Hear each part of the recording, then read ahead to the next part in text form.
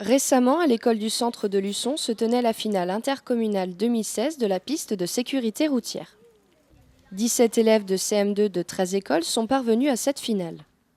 Ils mettent en pratique les connaissances, compétences et attitudes apprises pour circuler en tant que piétons et cyclistes sous l'œil vigilant de leur éducatrice. Alors aujourd'hui, les enfants de différentes écoles publiques et privées de notre intercommunalité, du Peigné de la Mer, ont été sélectionnés dans chaque école, certains élèves, pour faire une finale piste éducation routière. Là, ils sont en train de mettre en pratique ce qu'on a vu ensemble en théorie.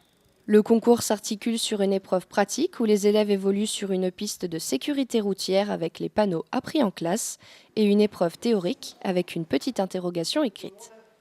Il s'agit de la mise en œuvre d'un apprentissage progressif que les enfants suivent tout au long de l'école primaire.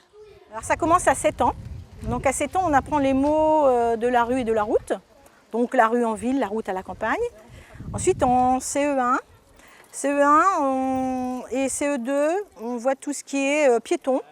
Donc la pratique, en CE1, on découvre le trottoir, les dangers du trottoir. En CE2, on apprend à traverser, à regarder les dangers qu'ils avaient déjà vus en CE1. Ils apprennent à traverser, vraiment en milieu réel, on l'a fait cette année.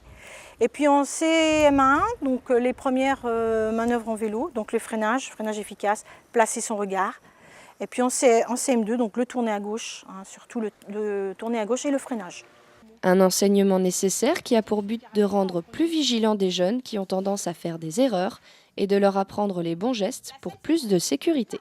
En fait, ils ont tendance à être dans leur petit monde et puis pas regarder assez autour d'eux. Voilà. Et puis après, ceux qui vont beaucoup dans la rue ont tendance à faire un peu les pitres et pas respecter spécialement les stops. Prendre les stops pour décéder le passage, par exemple.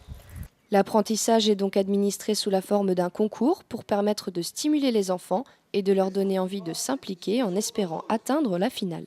Les enfants s'en rappellent à chaque fois et puis on remet un petit diplôme, une petite coupe et puis voilà. Donc là, les enfants qui sont là aujourd'hui et font la finale intercommunale, il y aura derrière une finale départementale qui aura lieu à Véret cette année, dans le Nord-Vendée.